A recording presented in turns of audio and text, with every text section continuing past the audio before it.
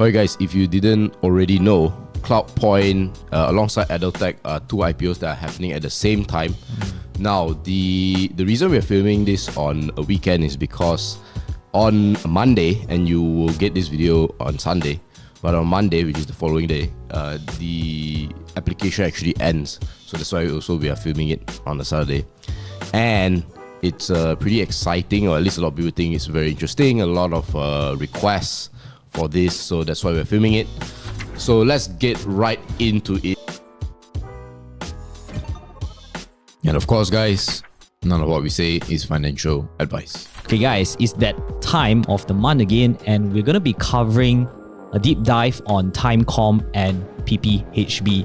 And you can get the 20% discount, which is before 15th of May. Make sure to check it out. The links will be in the description and comments down below, where we'll be talking about the fundamentals of both of these companies. And just to tease you a little bit, we own one of these company in FIRL Pro. So make sure you check it out. The links are both in the description and comments. So let's get right into it. So here are some of the details. 38 cents per share.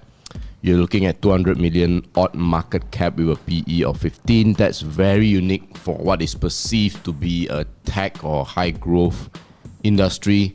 And it will IPO or go public on the 29th of May this year. So here is the business. I see something highlighted in yellow, but yeah, yes, guide exactly. us through. Right. So if you notice the why I highlighted the word recurring income model yellow, right, is because that's the only segment that is bringing you care in, about, that's bringing in sustainable revenue to the business. So if you notice the other two, they are all like a one-off kind of project base. It's something like a EPCC kind of like thing, but for tech. Yeah, so if I understand it correctly, because I also read through some of your slides, it's a little bit like, okay, if the entire corporation, let's say MNC, needs help on the cybersecurity, plus maybe, I don't know if they do web app or ERP, data centers, they want one guy to be a turnkey solution, meaning, you know, one-stop shop, they'll do it. Yeah, and exactly. After they set up that network, then bye-bye. Wiring, things like that. Yeah, exactly. I think this one is kind of like help to save costs for their customer who don't want to spend so much of money building all of this stuff. I mean, why want to build your stuff when there's a third party that offers the services, right? Basically, their services are very similar to those existing company, for example, like Data Prep, or for example, like Chronology. So these kind of companies, the services are kind of similar to Cloudpoint Technology Berhad. And I won't really go through much of their business because it's very straightforward. While enterprise and data center is basically them building the network infrastructure, the data center in the financial service or whichever customers inside their company. And then cybersecurity is more of like, you know, your hardware and software solutions, firewall, all those kind of things.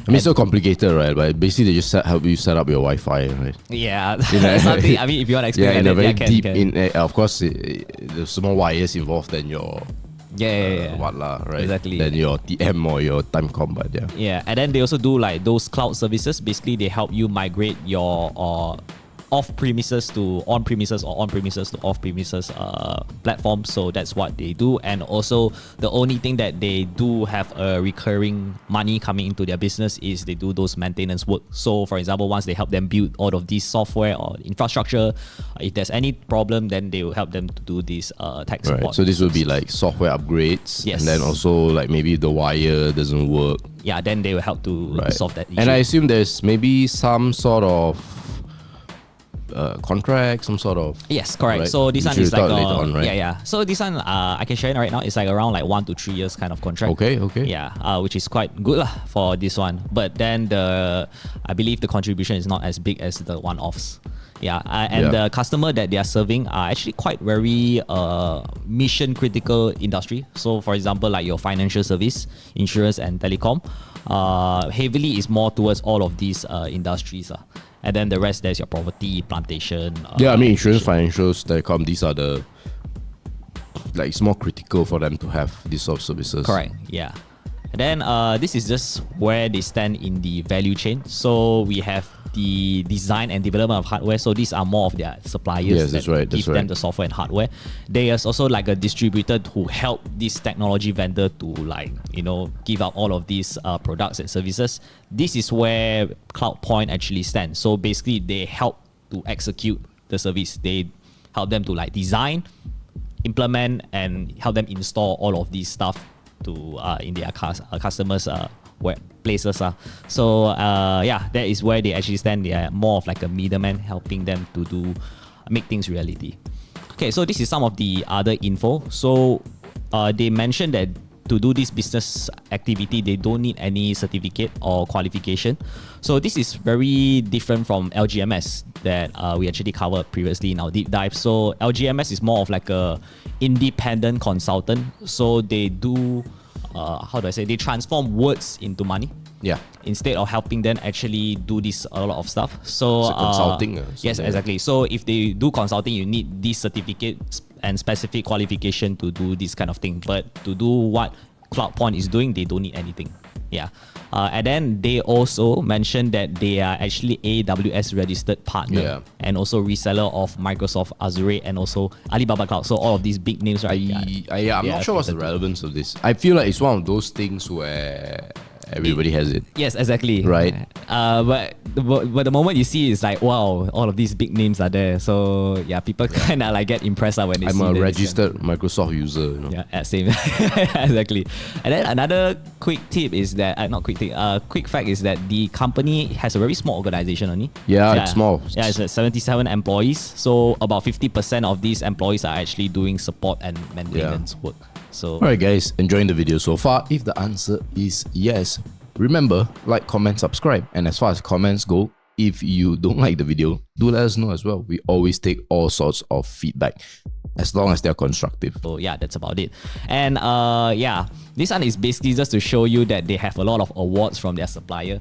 So the reason why I put this picture over here, right, is like when... Where's Peng Jun there? Yeah, okay. So this one is like for ClickFunnels. Yes. Yeah, when he used like ClickFunnels software, right, and then let's say he hit a certain amount of sales, right, then you get an award. Yeah. So it's like the MDRT for insurance or that. Yeah. So this award is what Cloudpoint get from their supplier because they generate a lot of sales for them. That's really good. Yeah. I'm not sure who's Trellix, but that's really good. Yeah, exactly. So yeah, this is just a fun fact for you. And we know about their business. Now we need to know who is the guy that is managing the entire company. So the first one is Mr. Chong Wai Hong. He's 55 years old. He has a very interesting work background because he's an admin officer, he's a system engineer, he's an account manager. Wow. Yeah, so he's like right from scratch, you know. Yeah, exactly. And he has like an all-rounder kind of like skill sets. And then after that, he kind of like co-founded Cloudpoint with Kwak Mi Eng, but who later isn't the founder idea. He basically bought over the stake. Okay. And then we have here another one, which is the head of sale, Mr. Yu Chong Cheong. So he is 52 years old. He's more of a tech guy. So he have all the network engineer, marketing manager, all of this necessary for Cloudpoint to like market their services and do those tech stuff. So he's the head of sale of this company. And two more honorable mention, which is their senior management, right? We have Mr. Su Chi Ho. So he's a technical service, also another tech guy. Now this is interesting because he has worked in Cisco before. So he's kind of like a Cisco certified expert. Right. Yeah, and he also has an background of a datacom engineer. And another one also, which is Hugh Hong Tat. He is an AWS certified solution architect associate, and he's a software engineer. So I believe these are the few key people that you want to take note of. If they leave the company, I believe that Cloudpoint will be quite difficult to function. Yeah, that's what I think. Alright, so this is the shareholders post IPO. So we have this Era Jasa Kita. So this one is actually indirectly owned by the CEO and also the head of sales, and also that two key senior management that I mentioned. They own, I think, around like 1% or less than that. Yeah, but anyway, it will be like a 52% stake owned by Era Jasa Kita. So that's actually a huge stake. And Mr. Chong and Mr. Yu, they own directly about 8.1% post IPO. So, sorry, Mr. Chong, Mr. Yu owns Era Jasa Kita. Yes, indirectly owns, yeah. So They are the only two, or there are a few? There's a few more lah. So they are the only two that owns the most, like 8.1, 8.1. Then I believe there is these two, Mr. Song and Mr. Hugh. They all own like 1% or maybe even less than that lah. Yeah. Yes. Okay. So maybe just a small sidetrack here. This is quite interesting. Do you know why some people do it this Sendirian Berhad style? Is to control the management team. So let's say if you own the company, right, outright. If you don't like, you can just sell it in the public market, or at least after your moratorium. But if you own the company via a Sendirian Berhad, you have to sell the Sendirian Berhad shares. So you can only sell it to the owner. So if the owner doesn't want to buy, then you're stuck. Alright, okay. That's an interesting fact over there. But guys, before we move on, if you're someone looking to level up their stock investing skills and you need a lot more guidance, we do have a one-on-one program called the Mentorship Program. If you're interested, you can apply it in the comment section or the description. Yep. Alright, so this is the mode. Cannot really think about much of a mode. I believe the only mode I can think of is maybe switching course only, because they have like at least 10 years relationship with their customers. But whether this mode will be sustainable or widening or not, that is for you to see in the future. And then this is the peers. So definitely there's a lot of companies that operates in this industry. I mean, you can see familiar names already. There's Infoline Tech. There's Messi Niaga. Actually right in the middle in terms of size. Right? Exactly, yeah. So they make about 90 million as compared to all of these. Exactly, right in the middle lah. But if you look at their margins, they are actually quite on the. I would say top 50%, top 25%, something like that. Top 10 lah. Top 10 among these peers. So it's pretty impressive.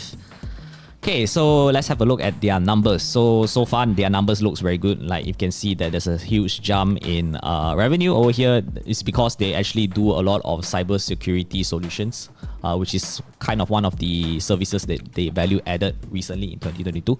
So that actually causes a huge bump, and then everything is pretty much the same for gross profit to their net profit.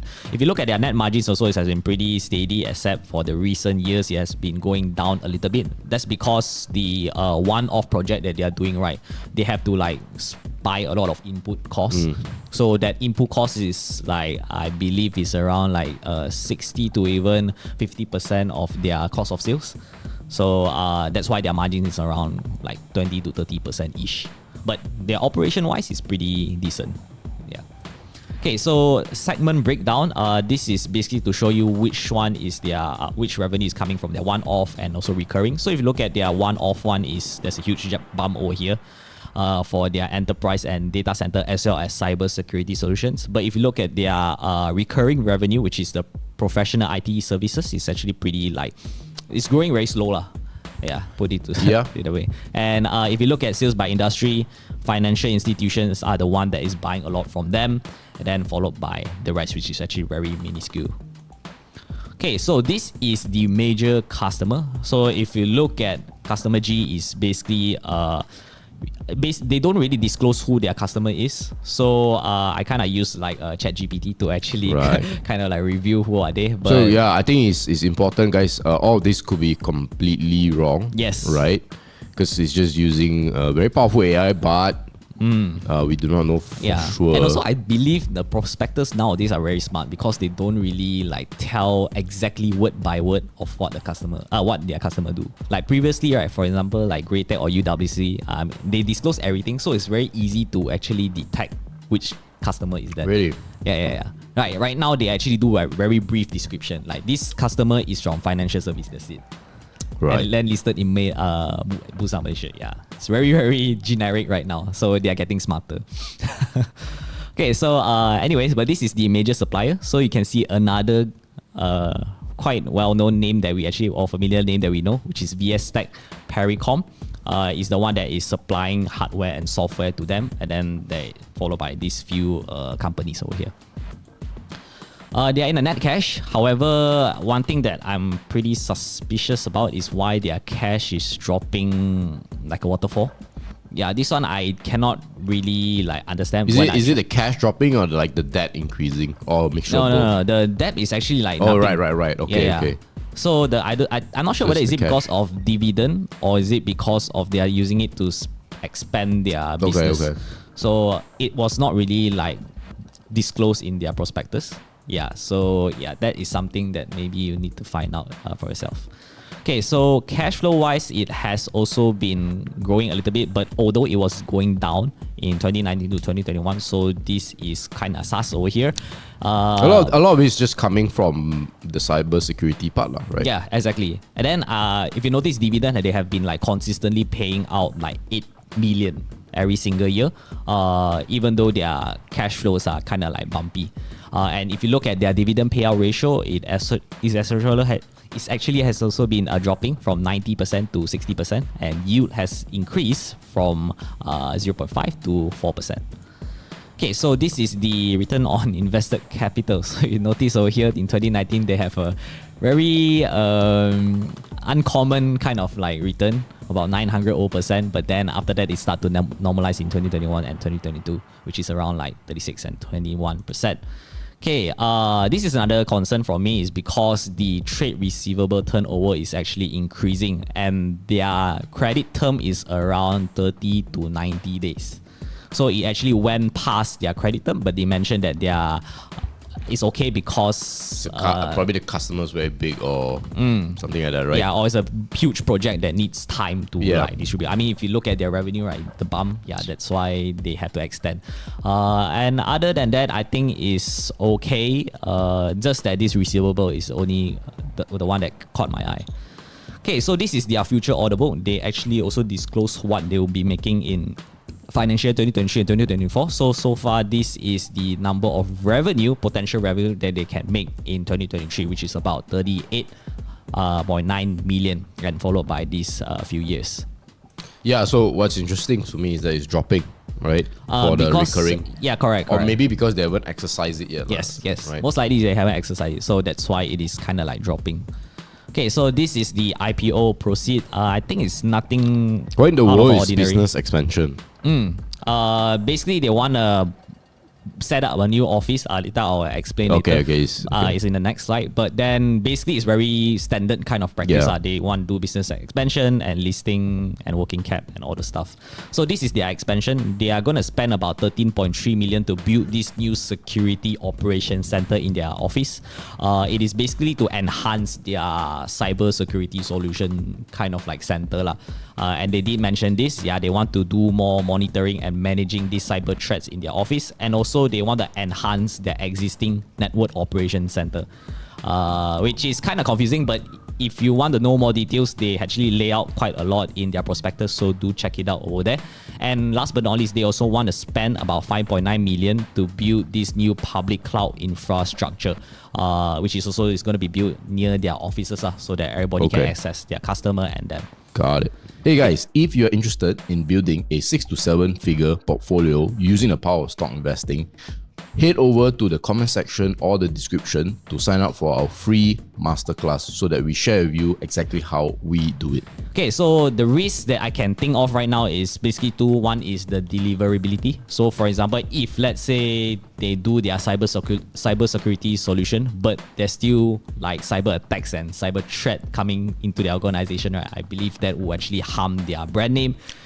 Basically, they are not really executing right in that sense. All right, and then another one is because most of their revenue actually comes from one-off projects, so it boils down to their ability to actually secure more new projects. And I think the definitely one that we need to add also is the fact that there's really no moat, honestly. Yeah, it's like why? I mean, you have to reverse the question, right? Put yourself now in what's the guy's name? One of these customers. big banks, Right? And you ask yourself, like, why must I take Cloudpoint? Actually, there's more choices. That's why that's why I put that switching cost, but then I'm not sure whether is it sustainable or not. Yeah, perhaps. Is it widening or not? See, that's what maybe they wanted to review the plans, so who knows, but wasn't revealed as to how they're going to improve the existing services. It sounds like what they're doing is we're gonna do more of the same. But now that we get more money, maybe we can expand faster. That's it. But if you are a company that sort of lacks some sort of moat, you will, and if you expand faster, that just makes it even more, makes it even worse in that sense. Yeah, exactly. That's true. All right. So this is basically the final valuation. I mean, it's about more or less the same as their IPO PE. So they are trading around EV to earnings about 14.49 times, which is actually like 1 times cheaper than their IPO PE. So whether you think this is attractive or not, that is up to you. But just to tell you, it is actually trading similar as Chronology, the public listed company that we have right now. Yeah, it's about the same. Okay, so this is the final takeaway that I have. A few concerns. So number one is why is cash dropping? So this one is a big question mark for me that I don't know. Maybe you guys find out something that I may or may not have missed out. So let me know in the comments down below. And then another one is their 80% one-off versus 20% recurring income. So basically they have to keep on securing new projects in order to sustain their business.